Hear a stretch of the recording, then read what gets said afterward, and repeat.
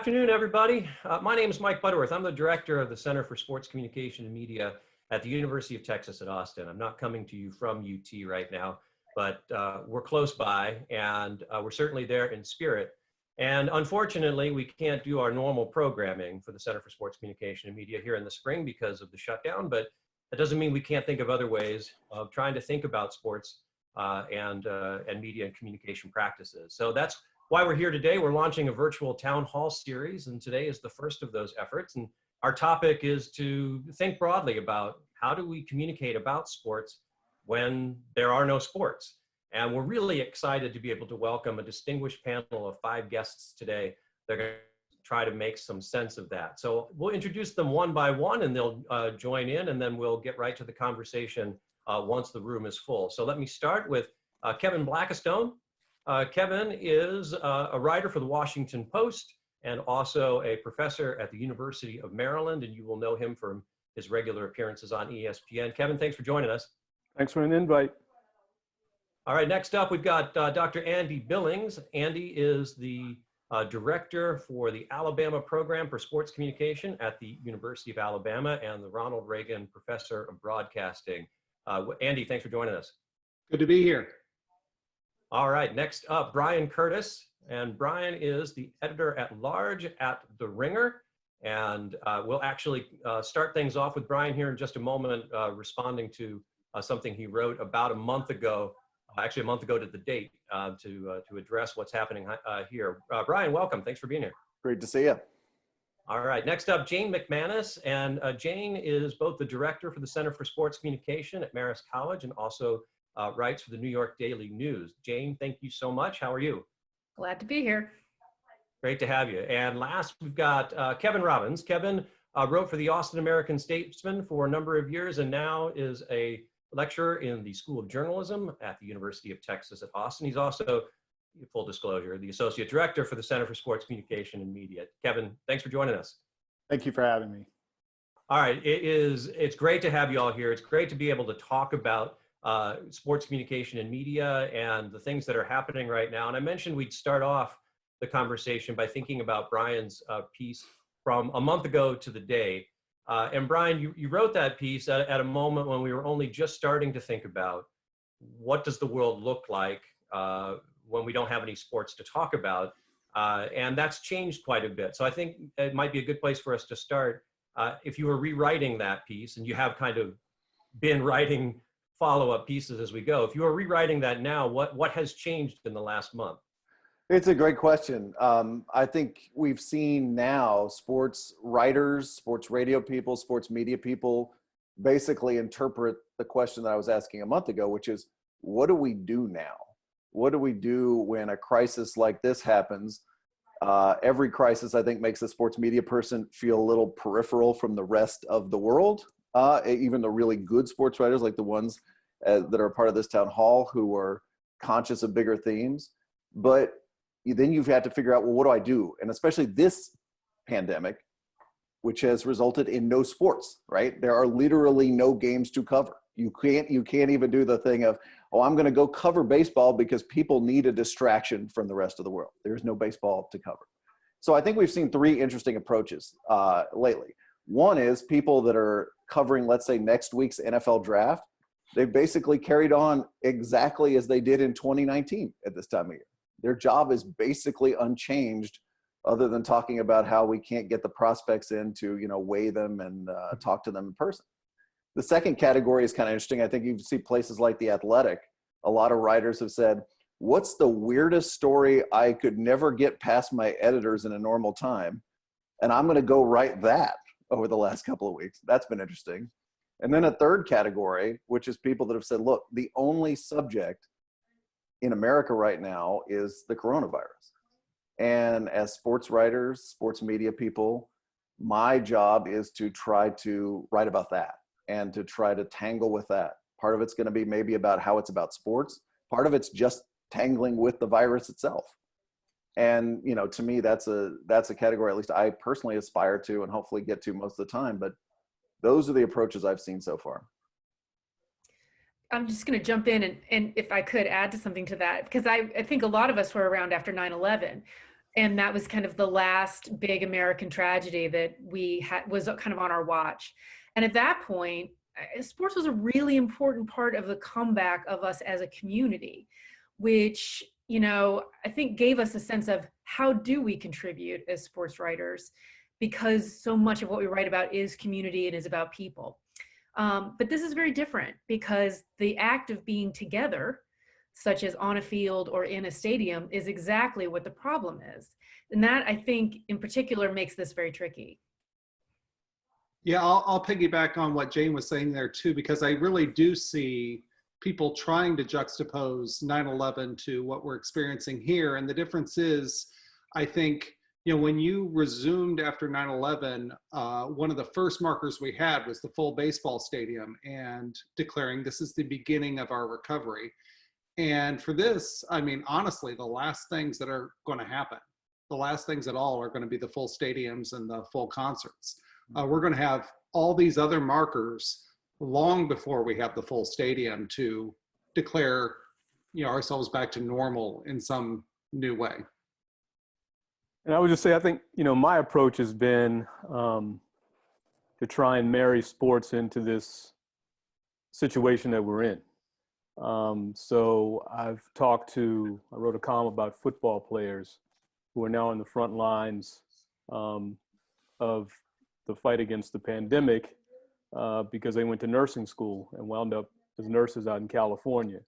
Or about this desire to rush ourselves back into sports, just like we have this desire to rush ourselves back into normal business practices, which we can't do, and the impact that that may have on athletes, particularly Black athletes who make up the bulk of our athletic labor when it comes to basketball and football in particular.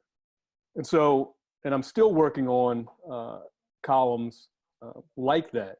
And to me, this is, the only connection to 9/11 is this is a tragedy that has affected the nation. But 9/11 was isolated. It was temporary, at least in terms of the event, not in terms of the impact. And this is obviously, the word unprecedented has been used over and over again. It is truly unprecedented. And this affects sports from the professional level all the way down to the little league level. And it is, and I feel like there's still a ton to write about in terms of relating the two in this instance. I would agree with that, Kevin. I saw the PGA Tour has released a schedule, and it looks like the first organized sport we'll see on television will be in June in Fort Worth at the Colonial. And I just wonder, man, like, no spectators at a golf tournament. The moment after 9/11 was the Mike Piazza home run at Shea Stadium. I can't imagine like a Parker McLaughlin hole out on the third hole is at a spectatorless golf course is going to have that kind of meaning. And, I know we talk a lot about optics, and there are bigger optics to consider here, but I wonder what the optics of having a spectatorless professional sporting event on television to say that we're back, will that be as meaningful? Will it have the same impact? I don't know that it will, but it will be a suggestion as to where we're going to be in the near future. We've already seen spectatorless sports over in Europe when European soccer started back, and in Italy, Spain, and finally had to shut down because the infection continued. We have had spectatorless sports here on, like, anecdotally. I remember when the Orioles played a game with no fans in the immediate aftermath of the Freddie Gray murder in Baltimore. But I think it will be a suggestion as to how slowly we kind of creep back to whatever our normalcy is going to be. Mm-hmm. Yeah, I found it. Go ahead. Okay. No, I was just going to say, I found it very interesting. One thread that I've found intriguing to play out is the role that fans play in the economy of sport. So depending on the sport, you have different relationships between gate receipts and the media. And yeah, we can break it down. And I think we show, for instance, the NFL has the lowest percentage of its profits coming from gate at about 15%. But there's still that other thing saying the reason the media rights are what they are is getting you a stadium of screaming fans and saying this is something that demands your attention. So we can break things down by the percentage of time devoted to each, but still there's that, there's that immediacy that comes from having fans there saying this is worth pausing whatever you were doing to watch this. Well, I think it speaks to the point about the way that a moment on the field or on the course or the court will be received by the public. Sometimes we need that cue of the collective response to be able to really to put it in its context. And I'm curious too, in addition to the fans, how much the voices of the athletes are being taken into account.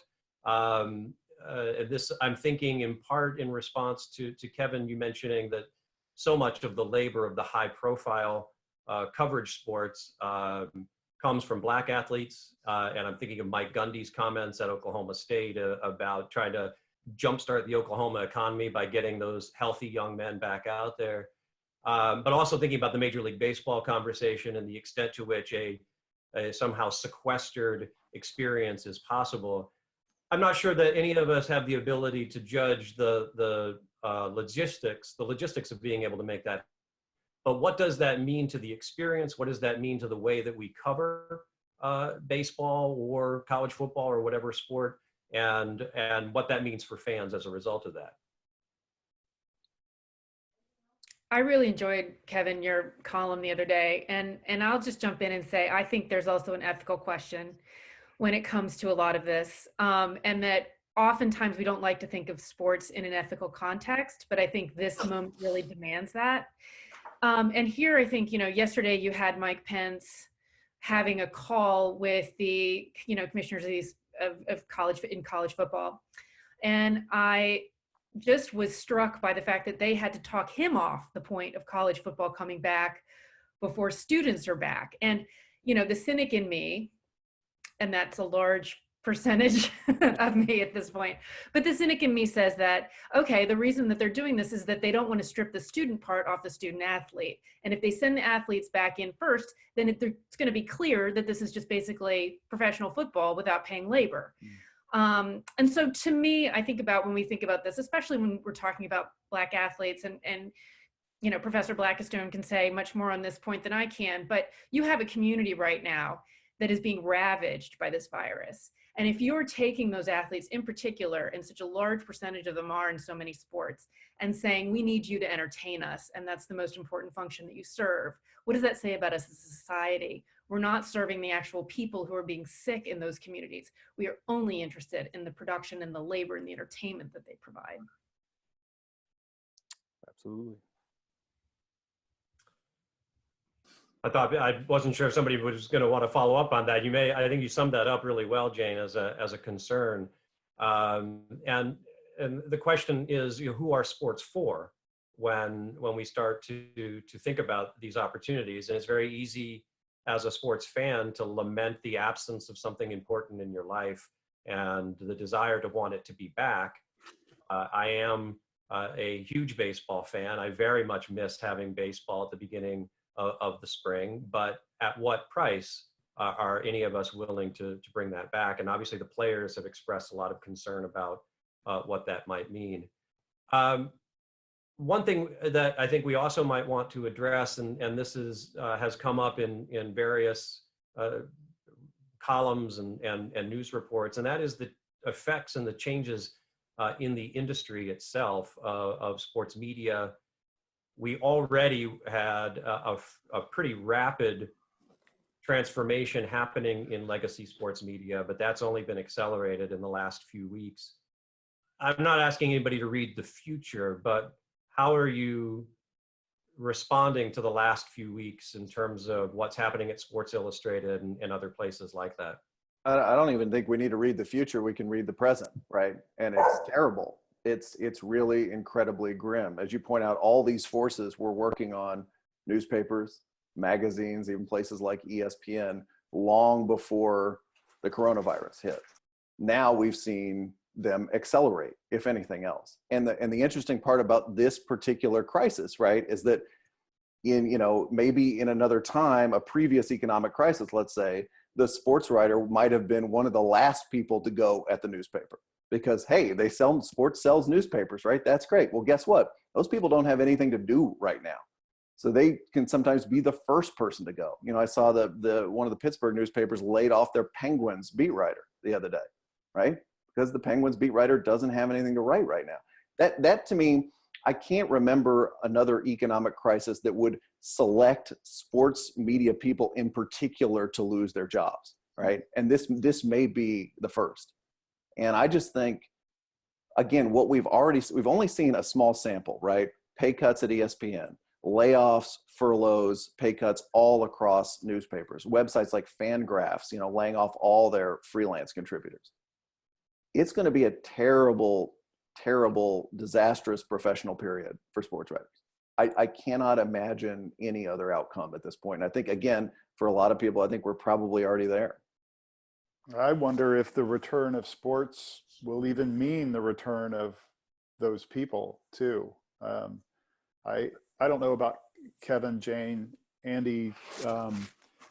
I teach undergraduate skills classes. I have juniors and seniors who want to do this. I have to think about how to talk about their futures now. And I'm struggling. I'm looking for clarity and I'm looking for guidance too. We're in a period of reckoning and I haven't figured out how to have those conversations with my upper division junior and seniors. I started out in news and then I morphed into covering economics and then I morphed into sports, which has been great. But for a long time, when I would get asked by journalism school to come in and talk about sports journalism, I wouldn't do it because I felt that there was an overemphasis on sports journalism and that for some reason, somehow, people who were studying sports journalism felt that it was different from the other part of journalism. And I always try and emphasize that, and I'm sure you all do too, that you've got to have the skills as a journalist, first and foremost, and then you can apply yourself to that part of journalism that most attracts you, which in this instance is sports journalism. But I know of a number of people right now who are working for news organizations who've been moved out of sports to cover COVID-19. And so what I'm emphasizing to my class now is that this is an odd situation. And I know that your potential internships are falling to the wayside, but that now more than ever, you need to apply your journalism skills just to journalism, because that sports gig may not be there for 6 months, a year, we're not really sure. But your possibilities of getting a job as a reporter on news in this situation are still somewhat viable. And so I think that's the one thing I'm trying to tell my class right now to buoy their spirits. And I tend to be more on the broadcast side of things. And, temporarily it's rough. I mean, if you look at ESPN now, they're doing their best. They've got horse competitions. They've got, 2K competitions, but they aren't even drawing 1 million viewers. But that's short term. Long term, especially, let's say sports in some form, maybe without fans or back in the fall, a lot of our scripted series won't be, because they aren't meeting to produce those. And it's going to be a wide open space where suddenly we have the Masters competing against the NFL, competing against tennis majors, or, whatever it is, all at once. And so there's going to be a confluence of people who are focused on live sports. And I think those ratings will be high. And there's a lot of non-fans who are still looking for something communal that they can, that they can share, even if they aren't that into things. So, it's going to be interesting to see how those rights play out, when things overlap. There's a new rumor we might put college football on from February to May. How does that play out? But I do think, even while we have a lot of dire markers, we also are seeing people are understanding how central the role of sports are for many universities to stay afloat. Speaking, coming from a college town, for the hotel industry, that can usually mark up rates 500 to 700% on game weekends.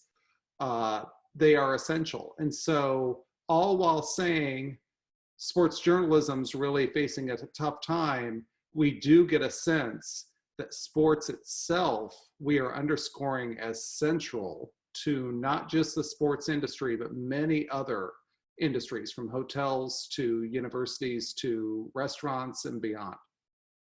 Yeah, and I think I really relate. Good. Yeah, go ahead, Jane. I really relate to my college seniors right now. They were on the precipice of adulthood, the precipice of getting their first jobs, independence, leading their own lives as independent people.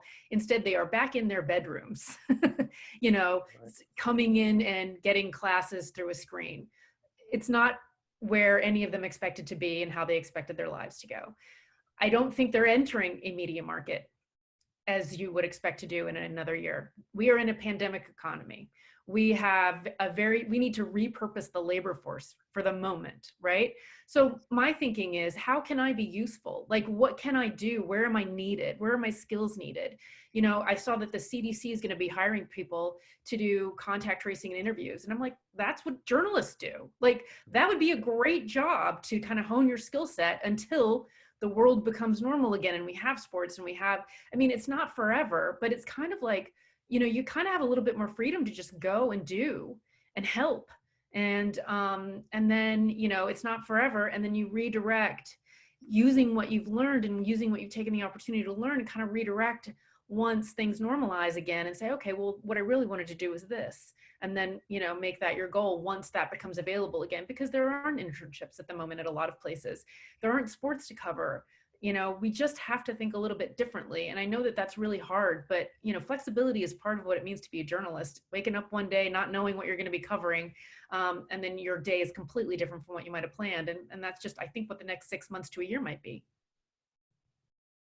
So I don't want to overread the out of crisis comes opportunity kind of logic, because this is a legitimate crisis, and I don't want to just be dismissive of any of the realities that are a result of it. But with respect to sports culture and sports media, the way that we talk about sports, is there an opportunity to perhaps recalibrate just how essential sports are, to recalibrate what those opportunities could look like for those graduating seniors? In other words, do we take sports too seriously, and does this crisis reveal that for us?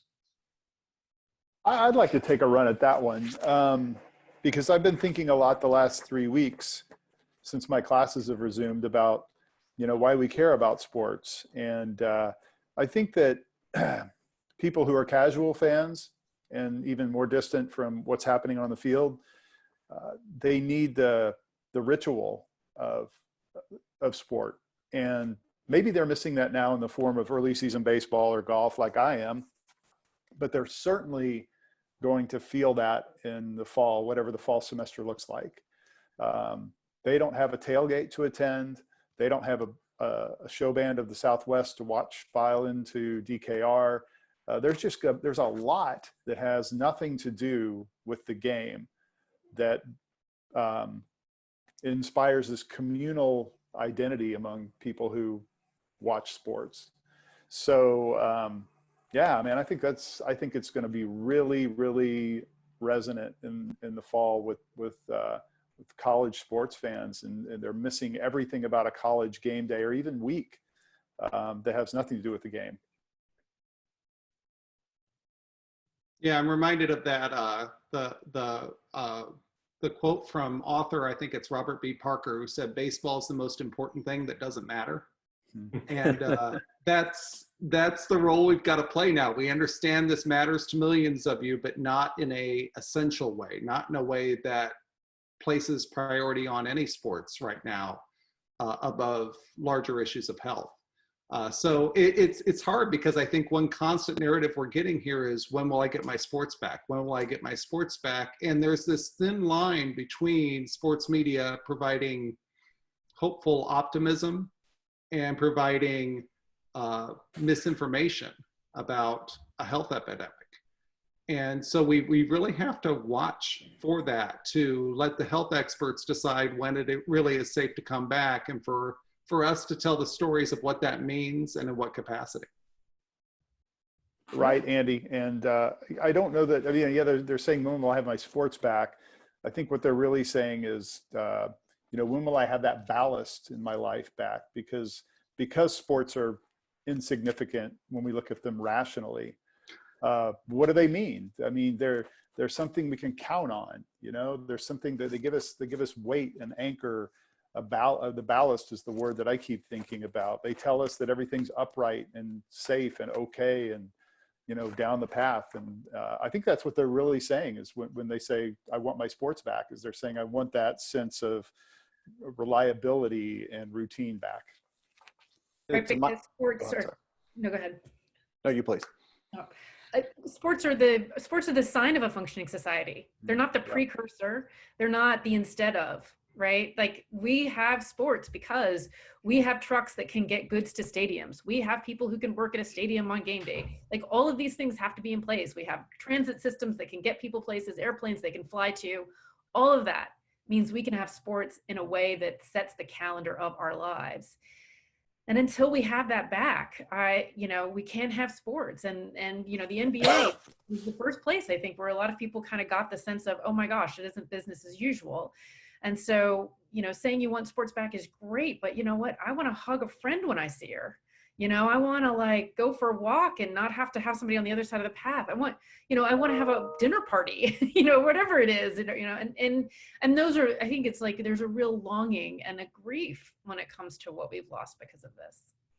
Yeah, I was just going to say, to Mike's original question, I have the feeling, maybe the sinking feeling, that in terms of recalibration, that sports, if anything, will be a larger part of American society when they come back eventually after this. I mean, I don't think there'll be a reordering of value at all. I think, if anything, what we saw before the virus, like, to what extent does CBS, NBC, Fox exist without the NFL anymore? The answer is not much, right? And if they're weakened by months and months of low revenue, guess what? They're going to lean even harder into football when it comes back, even harder into the Masters.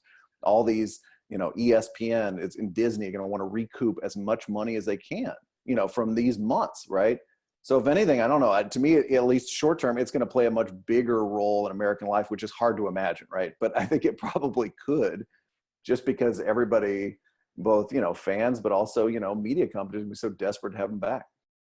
Yeah, I think that's a well put point. I want to point out that we have one of our observers here who's joined us from Germany, a colleague of ours, Thomas Horky at Macromedia University in Hamburg. And so thanks for joining us so many hours away. But he's asked us through the chat window if we might comment on the role of minor sports, a sport like volleyball, he mentions. And we are mostly keeping our conversation here in the context of U.S. sports. I think that's our purview, but there are plenty of smaller sports or less high profile sports. And I hear your comment there, Bryan, as a way of saying the size of the pie that the NFL already has might just well be even more out of proportion just because of the need to get back to that security.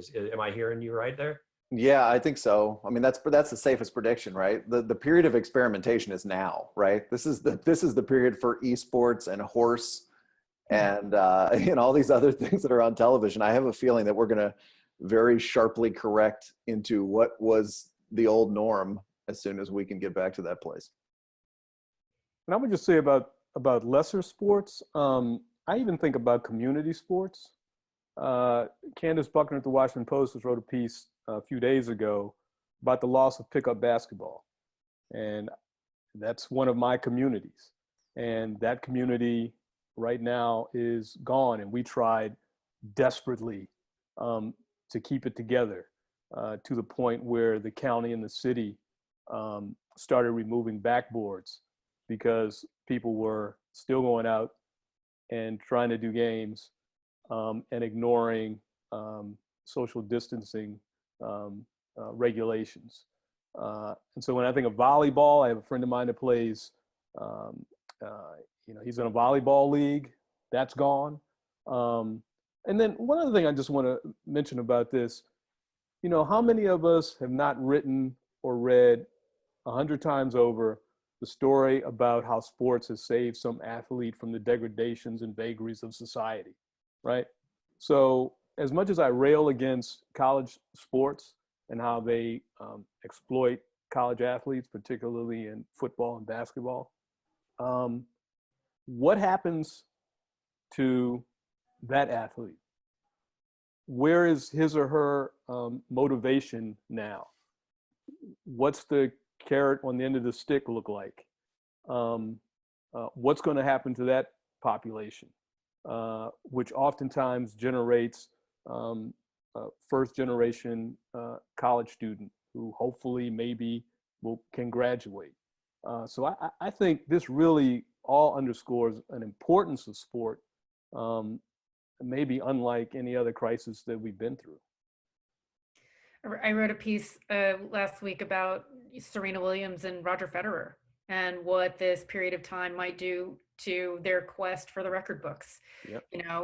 Hard to imagine them keeping in shape in the same way, having the motivation remain, when they were both, toward the end of their careers. They'll be with their families. It might be easy to get, nice and nesting in that life. So I think there are lots of different ways, but I think that you're right about the idea of play, our own play. Like I played roller derby for a number of years. I was a pickup basketball junkie in New York City when I first moved there and in college. And, and it's that sense of physicality that we're lacking now. And I think just from a participatory and a personal sense, like sports are super important, and you can see how many people are out there walking and riding their bikes and all of this stuff, just trying desperately to be a physical person when you're supposed to be isolating, and how important that is. And, I don't wonder also that there might be an opportunity at the end of this for other sports leagues or other media outlets, right? Because there's going to be a vacuum. Some of these places, that are folding now, essentially their sports sections, that's going to lead to a vacuum in some communities. And I think there's an opportunity there for, the athletic type ways to move in to a space, maybe not with the same sort of venture capital, but even on a local level, if you have people who are passionate and willing to sell subscriptions or something like that to a high school sports season in a region. I mean, who knows what the possibilities are, but there are going to be a lot of spaces for things, whether that's leagues or media outlets or anything else. And I think, smart people, and particularly smart young people who have a lot of energy to throw into something, might be looking at that. Now, this is very specifically in the U.S. collegiate population, but I really do have concern for those lesser sports within college athletic programs. Most athletic directors will tell you if we actually ran this like a business, we'd only have two sports, football and men's basketball. And we're already starting to see, I think, University of Cincinnati dropped their men's soccer team this week. I think we're going to see a lot more of that. As much as people might lament the assistant football coach who's getting paid $500,000, that's not going to be the first cut. It's going to be some of these lesser profile sports that we know are not breaking even. And so I'm concerned that we're going to have a hollowed out collegiate athletic system, at least in the United States, in the coming years. Or maybe one to Michael's point, one that has to recalibrate. Like why? Maybe now we will have regionalized, localized college sports again, so that we're not flying the fencing team across the country for a match when they could do it just across town. I think those are some of the realities that will be borne out at the end of this calamity. And I appreciate you mentioning the cuts to college programs. If only for the fact that it gives me the opportunity to make a bit of a transition, because already a good amount of the conversation in response to those cuts is to pin it on Title IX.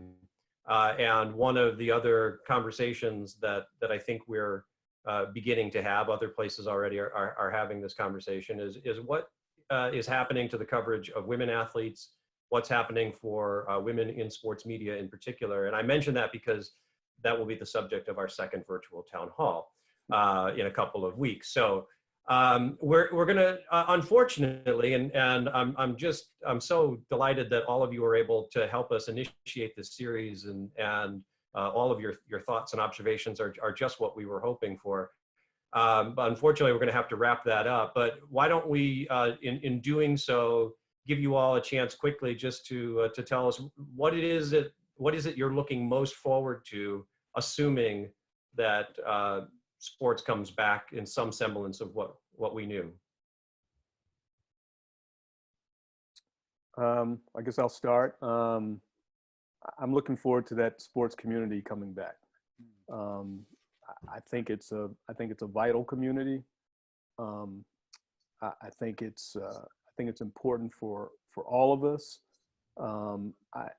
I just think about the high school basketball season that I just witnessed in Washington, D.C., which was tremendous, and people turning out from the suburbs, the city, reminiscing about old teams, whether or not they would be good enough to beat the couple of the teams we saw this year, and about just getting my daughter back to swimming, gymnastics, ballet, which I consider an athletic endeavor, and me being able to get back with my friends and play basketball. I'm looking forward to that communal experience that sports gives us all.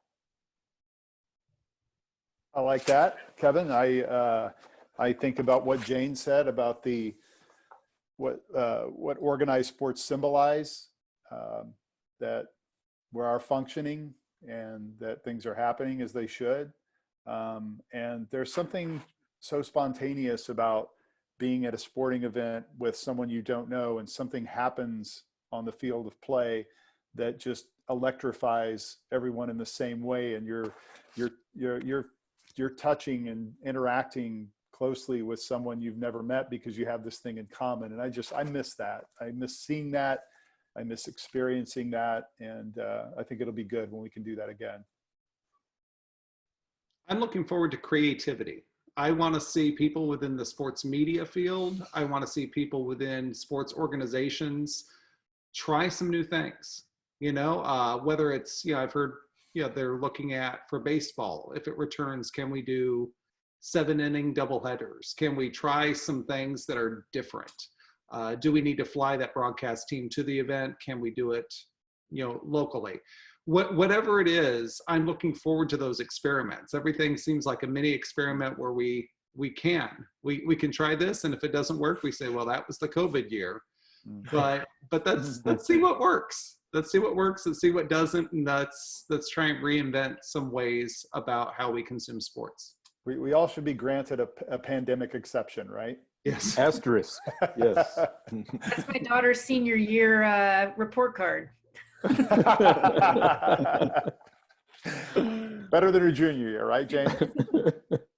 I'll weigh in here. I'm looking forward to the next iteration of sports media. I think we've shown that having it be completely ad-based is not working very well. People still want to consume media. They're not able to because the ad model is not the way we need to go. I want to see some creativity in the way that we come back from this, and hopefully these old systems that we've been clinging to that I think are actually holding journalism back can be discarded, or we can use this time to kind of think creatively about how we build it up again. Yeah, and I'd just say to Jane's point, I look forward to looking across a press box and seeing sports writers and sports media people, because we are a weird, strange community within the bigger sports community. Yeah. And then just hoping those people have decent jobs and decent benefits at the end of all this. Well, we love you all for your weirdness and creativity. And I want to thank each of you for the things you're writing, the work you're doing with your students, and for helping us to navigate this strange, unprecedented terrain of how to communicate about sports when we don't have them. So On behalf of the Moody College of Communication at UT Austin and the Center for Sports Communication and Media, thanks to our audience who joined us to watch and listen to our experts. Dennis from Slovakia, I'm sorry we didn't get to your question. But thank you so much for joining us. Thank you all for the conversation, and we'll look forward to next time.